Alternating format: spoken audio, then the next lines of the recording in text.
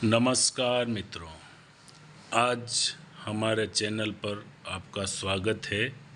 आज मनसा महादेव व्रत प्रारंभ हो रहे हैं।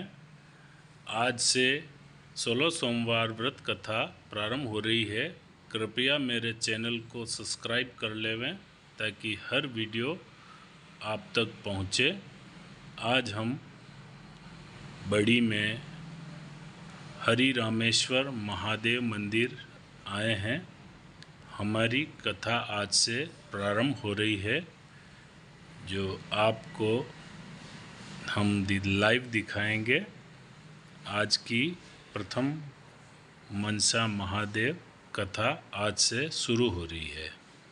किस प्रकार अपन व्रत करते हैं सारे। ये है महादेव, ये नंदी महाराज और पीछे शिव परिवार।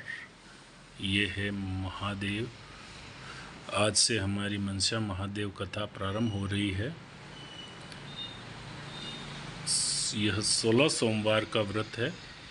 ये राम परिवार है, राम लक्ष्मण सीता और हनुमान जी। आज हम बताएंगे आपको किस प्रकार वेल सुपारी ली जाती है आज से, और फिर आज से हम पूजा प्रारंभ करेंगे, जो 16 सोमवार कार्तिक सुदी चौथ तक अपना व्रत समाप्त होगा। नमस्कार, जय श्री कृष्णा, जय श्री राम। हरि रामेश्वर महादेव और राम दरबार का ये मंदिर, यहाँ पे मनसा महादेव व्रत का उद्यापन प्रारंभ हुआ है। ये वेल और ये जो इसकी जो ये है, इसके साथ ये कथा श्रवण के समय ये इसके कांटे लगती है और कथा श्रवण की जाती है। और आज इसके आरंभ का दिन है और कार्तिक सुदी चौथ के दिन इसका उद्यापन होगा। और कथा श्रवण के समय इसी को इनको नहलाना और इनके साथ पूजा का विधान चलता है। और भक्त लोग यहाँ काफ़ी पधार करके संख्या में और कथा श्रवण करते हैं। और जो भी भक्त पधारना चाहे वो आ सकता है। बोलिए हरि रामेश्वर महादेव की जय।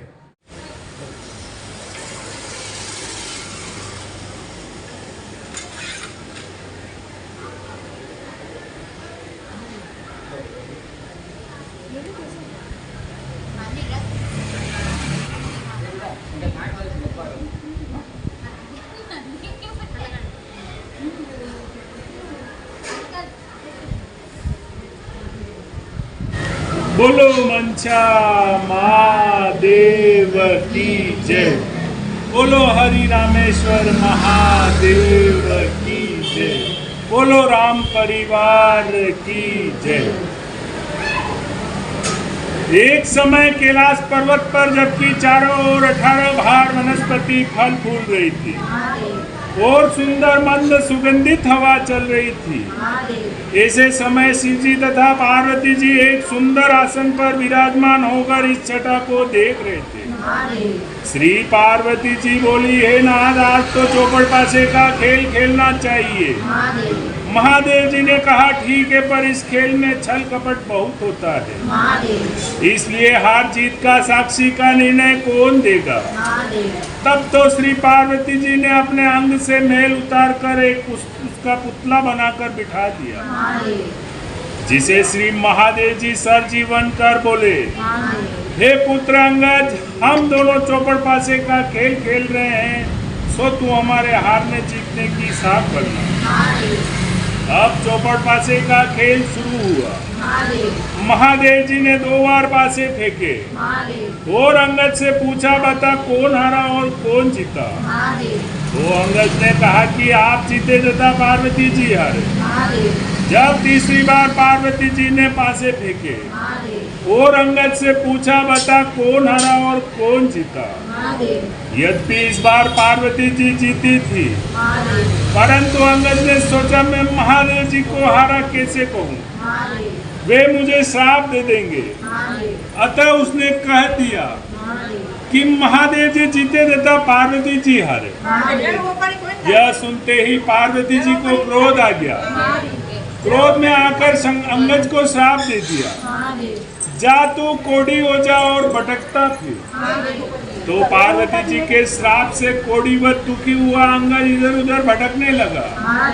भटकते भटकते एक दिन एक विशाल भयंकर जंगल में जा पहुंचा, जहाँ उसे 12-24 कोस के बीच एक तालाब दिखाई दिया, जिसके आसपास बड़ पीपल के कई पेड़ खड़े थे। वहाँ इंद्राणियाँ ब्रह्माणियाँ बहुत से देव देवताओं की स्त्रियाँ मिलकर वहाँ व्रत कर रही थी। तब तो अंगद ने उन्हें ऐसा करते हुए देखकर कहा कि बहनों आप ये क्या कर रही है? तो देवांगनाओं ने उत्तर दिया, हम महादेव जी के मनसावाचक व्रत को कर रहे हैं, जिसके करने से सभी मनोकामना शिव जी महाराज पूर्ण करते हैं। तो अंगद ने कहा कि इस व्रत को तो मैं भी करना चाहूँगा। तो देवांगनाओं ने उसकी इच्छा को देखकर चावल सुपारी जलाकर व्रत प्रारंभ कराने का संकल्प करा दिया और कहा कि श्रावण महीने के कृष्ण पक्ष के प्रथम सोमवार से इस व्रत को शुरू किया जाता है।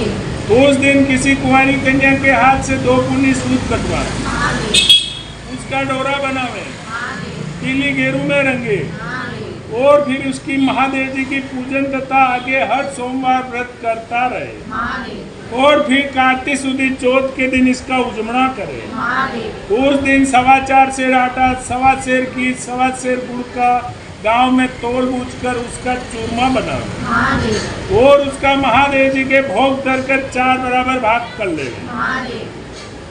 प्रथम भाग शिव जी को निमित्त कर देवे, अर्थात किसी नाथ को दे देवे। दूसरा भाग किसी ब्राह्मण को दे देवे। तीसरा भाग किसी गौ को खिला देवे और चौथा भाग आप स्वयं प्रसाद के तौर पर ग्रहण करें। शेष बिना राजा रंग के छोटे बड़े का भेदभाव किए सबको बराबर बराबर बदला देवे। और डोरा जो बनाया जाता है जब तक व्रत करे स्वयं धारण करे और उद्यापन के बाद उसे जल में पधरा देवे। बस यही इस व्रत का विधान है। बोल मंचा। तब तो अंगद ने नियमानुसार मनसावाचक व्रत प्रारंभ किया और लगातार 4 वर्ष तक करता रहा। इधर एक दिन बेटे ही बेटे पार्वती जी को अंगद की याद है और वियोग से घबराकर महादेव जी से कहने लगी, हे नाथ कोई ऐसा उपाय बतलाइए जिससे कि अंगद घर वापस लौट आए। तो भगवान शंकर जी पार्वती जी से कहने लगे, हे प्रिय तुम मनसावाचक व्रत करो, तुम्हारी इच्छा अवश्य पूरी होगी। तब तो पार्वती जी ने भी विधि अनुसार डोरा बनवाया और व्रत प्रारंभ किया। जो ही व्रत समाप्त हुआ अंगद कोढ़ रहित होकर विचरण करता हुआ पार्वती जी से आ मिला। तो पुत्र को देखते ही पार्वती जी खुशी के मारे हंसने लगी, परंतु अंगद ने सोचा मैं माता जी के बिना बुलाए लौट आया हूँ, यह जानकर हंस रही है। अतः वह गुस्से में भरकर वापिस लौटने लगा। तो वापिस लौटने लगा तो पार्वती जी ने उसको उठकर पकड़ लिया और बोली कि हे बेटा फिर से तू कहाँ जा रहे हो? तो अंगद बोला कि हे माता मैं बिना बुलाए लौट आया हूँ, यह जानकर आप हंस रही हैं, इसलिए मैं वापिस जा रहा हूँ। तो पार्वती जी बोली नहीं बेटा मैं तुम्हारे आने से नहीं हंसी, मैं तो मनसावाचक व्रत के प्रभाव को देखकर हंसी हूँ, जिसे कि मैंने तुम्हारे मिलने की इच्छा से किया था। तो अंगद ने कहा कि हे माता यह व्रत तो मैंने भी किया है। तो पार्वती जी बोली यह व्रत तूने किया तभी तो तेरे श्राप का प्रभाव नष्ट हो गया और यह व्रत मैंने किया जिसे मुझे खोया हुआ पुत्र फिर से आकर मिल गया। परंतु बेटा अब तेरी क्या इच्छा है सो मुझसे कह। तो अंगद बोला कि हे माता मेरी इच्छा है कि मैं उज्जैन का राजा बनूं। तो पार्वती जी बोली अच्छा बेटा तू अभी उज्जैन चला जा, वहाँ का राज्य तुझे मिल जाएगा। तो अंगद माता का आशीर्वाद पाकर वहाँ उज्जैन जा पहुँचा। इधर उज्जैन के राजा ने अपनी इकलौती कन्या का स्वयंवर रखा था और शर्त रखी थी यह हथिनी जिसके गले में जयमाला डाल देगी, राजकन्या का ब्याह उससे कर दिया जाएगा। अतः स्वयंवर के ठीक समय पर एक हथिनी को श्रृंगार कराया गया तथा उसके सुंड में वरमाला दी गई और कहा गया, हे हथिनी तू देवी के समान है। अतः इस सभा में जो राजकन्या के योग्य वर दिखाई दे उसके गले में वरमाला डाल। जब हथिनी माला लेकर चली और जहाँ अंगद बैठा था वहाँ पहुंचकर उसके गले में वरमाला डाल दी। यह देखकर लोगों ने कहा कि यह न मालूम कौन है, हथिनी चूक गई है। अतः इस लड़के को वहाँ से हटा दिया गया। फिर हथिनी को माला देकर कहा गया, हे हथिनी इस सभा में जो तुम्हें राजकन्या के योग्य वर दिखाई दे, जो उज्जैन का राज्य अच्छी तरह संभाल सके, उसके गले में वरमाला डाल दो। जब हथिनी दूसरी बार माला लेकर फिर से पहुंची तो अंगद के गले में वरमाला पहना दी। तो लोग कहने लगे कि हथिनी इस लड़के से परच गई है, अतः इसे दरवाजे से बाहर बिठा दिया। परंतु जब हथिनी को तीसरी बार माला दी गई तो हथिनी दरवाजे से बाहर निकलकर फिर से उसी बालक के गले में वरमाला डाल दी। फिर क्या था, राजा ने कहा जैसा होनहार है होगा। नगर सेठ को बुलवाया और कहा कि इस बालक को तुम अपने घर ले जाओ और फला लग्न पर श्रृंगार कर सज धज कर बारात सजा कर ले आओ। तो नगर सेठ बालक को अपने घर ले गया और लड़के का खूब श्रृंगार कराया और बारात सजाकर लग्न के समय ले आया। बड़ी धूमधाम के साथ विवाह संपन्न हुआ और राजा ने राजपाट कन्यादान में दे दिया। बोल मंचा महादेव। विवाह पश्चात जब वर वधू महलों में गए तो राजकुमारी ने अंगद से पूछा, हे नाथ आपकी जाति क्या है, आपका नाम क्या है तथा आपके पिता व ग्राम का नाम क्या है। तो अंगद बोला कि हे राजकुमारी, मैं शिव पार्वती जी का लड़का हूँ, मेरा नाम अंगद है। तो राजकुमारी ने कहा कि महाराज आपकी इस बात को कोई कैसे सच्ची मान सकता है, आप सत्य सत्य बतलाइए वास्तव में क्या बात है। तो अंगद ने अपने पैदा होने की सारी कथा राजकुमारी को कह सुनाई और अपने श्राप व मनसावाचक व्रत के प्रभाव से छूटकर उज्जैन राज्य पाने का सारा वृत्तांत कह सुनाया। यह सुनकर राजकुमारी को संतोष हुआ और दोनों सुखपूर्वक रहने लगे। थोड़े दिनों पश्चात अंगद ने कहा, हे राजपुत्री, मेरी राज्य करने की अवधि पूरी हो चुकी है, अतः मैं अपने माता पिता के पास कैलाश जाना चाहता हूँ। तेरी क्या इच्छा है सो मुझसे कह। तो राजकुमारी बोली कि हे नाथ, मैं तो पुत्र धन व राज्य का सुख चाहती हूँ। तो अंगद बोला कि तुम मनसावाचक व्रत करो, तुम्हारी इच्छा अवश्य पूरी होगी। तो राजपुत्री बोली कि हे नाथ, जब आप कैलाश चले जाएंगे तो मेरे पुत्र कैसे होगा। तो अंगद ने कहा कि राजकुमारी, तुम मनसावाचक व्रत करो, तुम्हें मनसावाचक व्रत के प्रभाव से बिना गर्भावास के पुत्र मिलेगा। ऐसा कहकर मनसावाचक व्रत की सारी विधि समझाकर अंगद वहां से कैलाश चले गए। इधर राजकुमारी ने पति की आज्ञा अनुसार मनसावाचक व्रत शुरू किया और लगातार 4 वर्ष तक करती रही। इसे भगवान शंकर जी बहुत प्रसन्न हो गए। एक दिन जब रानी दातुन कर रही थी तो उसने अपनी दासी को ऊपर महल में जल की जारी लेने के लिए भेजा। जब दासी ऊपर महल में जाकर क्या देखती है, एक सोने के पालने में एक सुंदर सा बालक सोया हुआ अपना अंगूठा चूस रहा है। तब तो दासी ने दौड़ते हुए नीचे आकर रानी को सारा हाल कहा और उसे ऊपर ले गई। जब रानी ने बालक को देखकर उठाकर छाती से लगा लिया और महादेव जी से प्रार्थना करने लगी, हे नाथ, यदि आपने मुझे यह पुत्र दिया है तो मेरे स्तनों में दूध पैदा कीजिए। रानी के इतना कहते ही रानी के स्तनों में दूध भर आया और सारे नगर में खुशी छा गई। सभी मनसावाचक व्रत को सराहने लगे और बालक का नाम फूल कुंवर रखा गया। अब धीरे धीरे फूल कुंवर बड़ा हुआ। अब सभी उसे राजकुमार कहकर पुकारने लगे।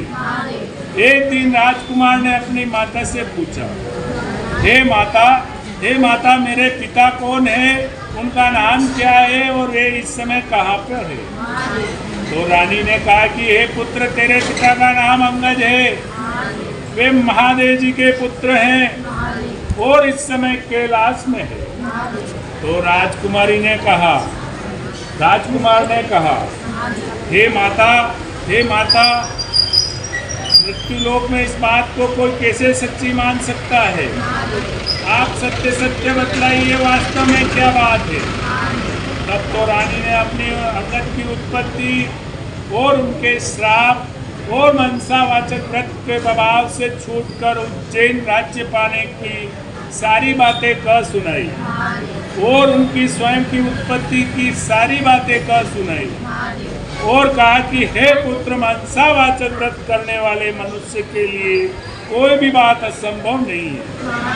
यदि तुझे इसके पराक्रम का भान नहीं है तो तू स्वयं करके इसके फल को प्रत्यक्ष रूप से देख सकता है। तो फूल कुंवर कहने लगा, हे माता, मेरी इच्छा है कि चेदीराज की कन्या जो दुनिया की सबसे अधिक सुंदर मानी जाती है, उसके साथ मेरा विवाह हो। क्या इस व्रत के करने से ऐसा हो सकता है? तो रानी ने कहा कि हाँ, इस व्रत के करने से तुम्हारी इच्छा अवश्य पूरी होगी। तो फूल कुंवर ने माता से संपूर्ण विधि पूछकर व्रत प्रारंभ किया और लगातार 4 वर्ष तक करता रहा। भगवान शंकर जी फूल कुंवर पर बहुत प्रसन्न हो गए और राजा चेदीराज के स्वप्न में दर्शन देकर कहा, हे चेदीराज, तू मेरे कहने से अपनी राजकुमारी का विवाह उज्जैन के राजकुमार फूल कुंवर से कर दे। तो चेदीराज ने भगवान शिव जी के वचन सुनकर अपनी कन्या का विवाह उज्जैन के राजकुमार फूल कुंवर से कर दिया। अब तो फूल कुंवर भी राजा हो गया था। एक दिन राजा फूल कुंवर शिकार खेलने के लिए वन में गया और उसको कोई शिकार हाथ न आया और भूख प्यास के व्याकुल होकर एक बाग में आराम करने लगा। देव योग से वहां पर कोई ब्राह्मण आ पहुंचा और राजा को पंचांग सुनाया कि आज मनसावाचक व्रत के उजड़ने का दिन है, अर्थात कार्तिक सुदी चौथ का दिन है। तो राजा ने कहा कि हे विप्रराज, मुझसे तो भूल हो गई है, आप मुझे भी पूजन करा दे। तो ब्राह्मण ने पूजा के लिए शहर में रानी के पास खबर भेजी कि राजा साहब शिकार के लिए वन में ठहरे हैं। आज उनके कार्तिक सुदी चौथ के उजड़ने का दिन है, इसलिए 4.25 सेर आटा, 1.25 सेर घी, 1.25 सेर गुड़ का चूरमा बनाकर मंगवाया है। इस पर रानी ने सोचा कि फौज के कई आदमी साथ है, इतने से चूरमे से क्या होगा, इसलिए उसने गाड़ी भरकर चूरमा भेज दिया।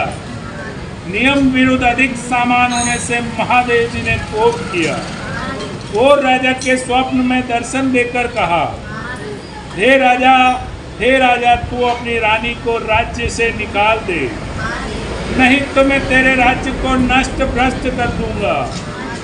तब तो राजा ने प्रमाण अनुसार दोबारा चूरमा बनाकर व्रत पूरा किया और महादेव जी के कथन अनुसार रानी को महल से निकलवा दिया। अब रानी किले से रवाना हुई। थोड़ी दूर जाने पर उसे दीवान मिला। तो दीवान जी ने पूछा, रानी जी आप कहाँ पधार रही हैं? तो रानी ने सब बात बताई। तब दीवान ने कहा कि मैं राजा साहब को समझाकर मना लूंगा, तब तक आप मेरी हवेली में पधारें। जो ही रानी दीवान की हवेली में गई तो दीवान अंधा हो गया तब तो दीवान जी ने हाथ जोड़कर कहा, आप यहाँ से पधारिए। अब रानी वहाँ से रवाना होकर आगे चली। उसने देखा नगर सेठ मिला। नगर सेठ ने भी यही कहा कि रानी जी आप मेरे घर पर विराजिए। जो ही रानी नगर सेठ के घर में गई तो नगर सेठ की उंगलियां चलना बंद हो गई। कई तरह के उपद्रव होने लगे। तो नगर सेठ ने भी हाथ जोड़कर कहा, आप यहाँ से पधारिए। अब रानी आगे चली तो उसे नगर का कुम्हार मिला। कुम्हार को भी दया आ गई और रानी को अपने घर ले गया। तो रानी के वहाँ जाते ही कुम्हार का हवा बैठ गया और सारे बर्तन फूट गए और कुम्हार स्वयं अंधा हो गया। तब तो कुम्हार ने भी रानी को वहाँ से चले जाने की प्रार्थना की।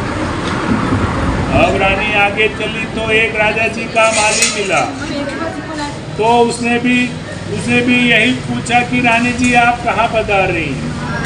तो रानी ने कहा कि राजा साहब ने मुझे देश निकाला दे दिया। तो माली को भी रानी पर दया आ गई। वह उसे अपने बाग में ले गया और कहा कि राजा जी का क्रोध शांत हो तब तक आप इसमें बाग में रहिए। तब रानी के वहाँ जाते ही बाग के सारे पेड़ पौधे सूखकर जलने लगे। खेत कुओं का पानी सूख गया और माली को भी कम दिखने लगा। अब तो माली ने भी रानी को वहाँ से चले जाने को कह दिया। अब रानी वहाँ से निकलकर विचार करने लगी कि मुझसे ऐसा क्या पाप हो गया है कि मैं जहाँ भी जाती हूँ वहाँ सत्यानाश होने लगता है। ऐसा सोचते सोचते वह आगे चली तो देखती है कि दो रास्ते हैं। पूछने पर मालूम हुआ कि एक रास्ता 6 महीने का और एक रास्ता 3 दिन का। रानी 3 दिन के रास्ते से चली। आगे रास्ते में उसे एक शिप्रा नाम की नदी मिली। तो रानी ने दुख के मारे उसमें कूदकर आत्महत्या करनी चाहिए। जो ही रानी नदी के अंदर कूदी तो वह नदी भी सूख गई। आगे जाने के बाद उसे एक बड़ा भारी पर्वत आया। रानी ने सोचा इस पहाड़ पर चढ़कर गिर पड़ूं। जो ही रानी पहाड़ पर चढ़कर गिरने लगी तो वह पर्वत भी जमीन के बराबर हो गया। अब आगे चली तो उसे एक सिंह दिखाई दिया। रानी ने सोचा इस सिंह को छेड़ूं, वह मुझे खा जाएगा तो अच्छा है। जो ही रानी सिंह के ऊपर हाथ फेरा तो वह सिंह भी पत्थर का हो गया। अब रानी आगे चली तो क्या देखती है कि एक बड़ा भारी अजगर सर्प दिखाई दिया। रानी ने मरने की इच्छा से सर्प को छेड़ा तो वह सर्प भी रस्सी का हो गया। रानी हार खाकर आगे चली तो क्या देखती है कि एक बड़ा भारी पीपल का वृक्ष है। उसके पास एक सुंदर कुआं है और एक मंदिर बना हुआ है। रानी मंदिर में जाकर मुंह ढककर बैठ गई और ओम नमः शिवाय इस पंचाक्षरी मंत्र को जपने लगी। उस दिन काती सुदी चौथ का दिन था। पुजारी नाथ गांव में सामान लेने के लिए गया था। वहाँ उसको कुत्तों ने काट खाया। पुजारी नाथ विचार करने लगा कि आज मेरे आश्रम में ऐसा कौन पापी आ पहुँचा है जिसके कारण यह उत्पात हुआ है। जब नाथ जी ने मंदिर में आकर देखा कि एक स्त्री बैठी है तो स्त्री को बैठा देख सोचने लगी कि आज मेरे आश्रम में कोई डाकन या भूतनी आ गई है। तो रानी ने नाथ जी को देखकर विनय पूर्वक बोली, हे महाराज, मैं न तो कोई डाकन हूँ न भूतनी हूँ। मैं तो मानवी हूँ, आकाश की घेरी जमीन की जेली एक दुखी स्त्री हूँ। यदि आप मुझे धर्म की बेटी बनाओ तो मैं अपना सारा भेद कहूँ। तो नाथ जी ने यह स्वीकार कर लिया और तब रानी ने अपना सारा किस्सा कहा और फिर वहाँ से जाने लगी। तो भूख प्यास से वह चल नहीं सक रही थी। तब नाथ जी ने उजड़ने का एक बाप का लड्डू दे दिया वो लड्डू को देखते ही रानी को व्रत की याद आई। इतने में नाथ जी ने कह दिया कि आज कार्तिक सुदी चौथ है, यह मनसावाचक व्रत का प्रसाद है। इसका नियम है कोई भी राजा हो तो अधिक प्रसाद न बनावे, इसलिए यह एक भाग का लड्डू है। तब लड्डू को देखते ही रानी को व्रत की याद आई और उसने सोचा कि मैंने ज़्यादा चूरमा भेजा था, इसलिए मुझ पर महादेव जी ने कोप किया है, इसलिए यह कोप का प्रभाव है। ऐसा विचार कर रानी ने नाथ जी से कहा कि हे महाराज, इस व्रत को तो मैं भी करना चाहती हूँ। तब नाथ जी ने कहा कि यह श्रावण महीने का प्रथम सोमवार आ रहा है, उस दिन इस व्रत को तुम शुरू करना। तो रानी ने नियमानुसार व्रत शुरू किया और जब कार्तिक सुदी चौथ का दिन आया, नाथ जी गांव में जाकर सामान ले आए और 1.25 सेर घी, 1.25 सेर गुड़, 4.25 सेर आटे का चूरमा बनाया। कुंवारी कन्या से पौनी सूती सूत कटवाया, डोरा बनाया, चूरमे के 4 भाग किए, शिव पार्वती जी की चित मन से पूजा की। इस प्रकार रानी को व्रत करते हुए 4 वर्ष हो गए और महादेव जी बहुत प्रसन्न हुए और राजा फूल कुंवर के स्वप्न में दर्शन देकर कहा, हे राजा, तू अपनी रानी को राज्य में बुला ले, नहीं तो मैं तेरे राज्य को नष्ट भ्रष्ट कर दूंगा। तब तो राजा ने महादेव जी के कथन अनुसार पूछा कि महाराज, अब रानी का कैसे पता लगेगा? आपकी आज्ञा से ही तो मैंने उसे देश निकाला दे दिया है।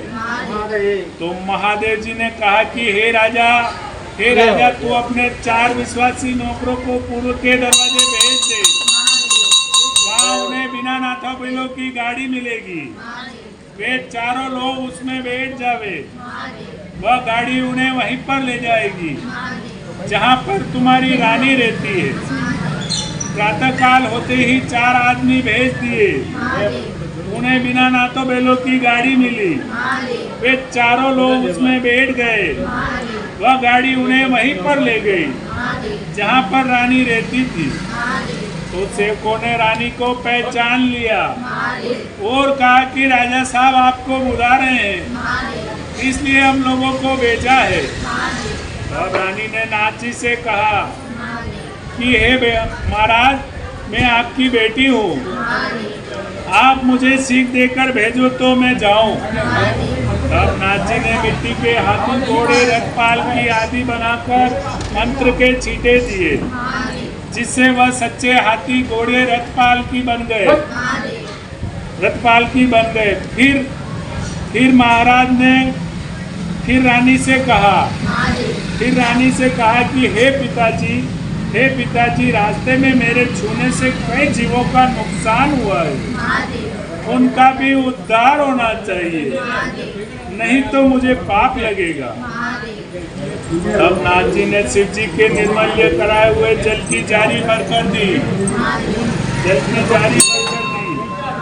और कहा कि हे बेटी, रास्ते में तेरे छूने से जीवों का नुकसान हुआ है, उनको पुनः 2 छींटे डालकर ओम नमः शिवाय कहकर जल की जारी का छींटा डाल देना, वह अपने पुनः असली स्वरूप को प्राप्त हो जाएंगे। तब रानी जल की जारी लेकर नाथ जी से प्रणाम कर और चारों सेवकों के साथ रथ पालकी में बैठकर रवाना हुई। चलते चलते उसे रास्ते में वह सर्प आया जो उसके छूने से रस्सी हो गया था। तो रानी ने ओम नमः शिवाय कर मंत्र का उच्चारण कर जल की जारी का छींटा डाला, तो वह सर्प पहले जैसा सर्प बनकर चलने लगा। आगे वही सिंह जो पत्थर होकर पड़ा मिला। रानी ने ओम नमः शिवाय कहकर मंत्र का छींटा दिया, वह जीवित होकर गरजता हुआ वन में चला गया। फिर रानी आगे चली तो उसे वह पहाड़ आया जो रानी के स्पर्श से जमीन में धंस गया था। तो रानी ने ओम नमः शिवाय कहकर जो ही जल की जारी का छींटा डाला तो वह पहले जैसा पर्वत हो गया। आगे जाते जाते वह उसे नदी आई जो रानी के स्पर्श से सूख गई थी। तो रानी ने ओम नमः शिवाय कहकर जल की जारी का छींटा डाला तो वह पहले जैसे गहरे निर्मल जल से बहने लगी। अब रानी पाल की फौज आदि को किले में भेज दिया। खुद उस बाग में गई जो उसके कारण सूख गया था। तो भगवान ने रानी को देखकर कहा, हे रानी जी आप फिर से क्यों आ रही हैं? पहले आपके कारण यह बाग सूख गया था। परंतु रानी के समझाने बुझाने के बाद माली ने फाटक खोला। तब रानी वहां जाते ही माली ने फाटक खोलते ही रानी ने ओम नमः शिवाय कहकर जल की जारी का छींटा डाला तो सूखा हुआ बाग अच्छा हरा भरा बगीचा हो गया। फिर से वहाँ कोयले बोलने लगी, नाना प्रकार के फल फूल दिखाई देने लगे और बाग के खेत कुओं में सारा जल भर आया। अब रानी वहाँ से कुम्हार के यहाँ पहुँची जो अंधा हो गया था। तो वहाँ जाते ही रानी ने ओम नमः शिवाय पढ़कर जल की जारी का छींटा मारा तो वहाँ जाते ही कुम्हार की आंखें खुल गई, सर्वत्र आनंद छा गया और कुम्हार के आवे के सारे बर्तन सोने चांदी के हो गए। तब तो कुम्हार ने कहा कि ये सोने चांदी के बर्तन हमारे पास कौन रहने देगा। तब तो कुम्हार रानी ने कहा कि इसमें से 4 बर्तन ले जाकर तू राजा जी को भेंट कर देना, शेष तू रखना, यह मेरा हुक्म है। इस प्रकार रानी आगे नगर सेठ के घर पर गई तो नगर सेठ की हुंडियां सिकरने लगी, व्यापार में लाभ होने लगा। तब नगर सेठ ने कहा कि अन्नदाता आपके पधारने से रिद्धि सिद्धि हुई, अतः मैं खुशी से सारी नगरी को जिम्माना चाहता हूँ। तो रानी ने बात मान ली और नगर में ढिंढोरा पिटवा दिया, कल किसी के घर पर धुआं नहीं निकलेगा। अगर किसी का चूल्हा जला तो 101 रुपया जुर्माना होगा। अब रानी आगे चली तो दीवान जी के यहाँ पहुंची तो दीवान जी की आंखें खुल गई, सर्वत्र आनंद छा गया। अब रानी साहिबा किले में पधारी तो राजा जी ने बड़ा भारी स्वागत किया और जलसा मनाया। दूसरे दिन नगर सेठ ने सारे नगर को जिम्माया और किले में जाकर रानी जी से प्रार्थना की, अन्नदाता आप भी आरोग्य। तो रानी ने कहा कि आज मेरे काती सुधी चौथ का दिन है, मैं किसी भूखे आदमी को जिम्मा कर जिमूंगी। परंतु सारे नगर के लोग तो नगर सेठ के यहाँ पर जिमने गए।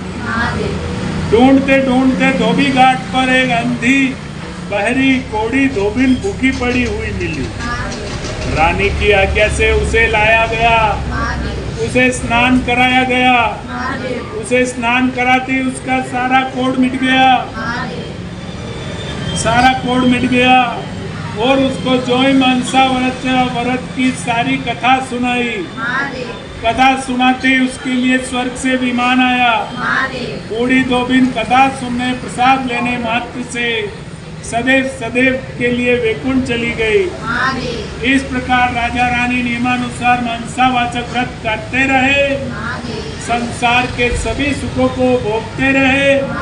अंत में पुत्र को राजगद्दी देकर शिवलोक सिधार गए। बोल महादेव की जय। इस प्रकार मनसावाचक व्रत अर्थात शिव पार्वती व्रत की बड़ी भारी महिमा है। श्रावण महीने के प्रथम सोमवार से कार्तिक सुदी चौथ का यह सर्व मनोवांछित फल देने वाला है। बोल मनसा महादेव की जय। बोल हरि रामेश्वर महादेव की जय। बोल राम परिवार की जय। बोल चार भुजा नाथ की जय।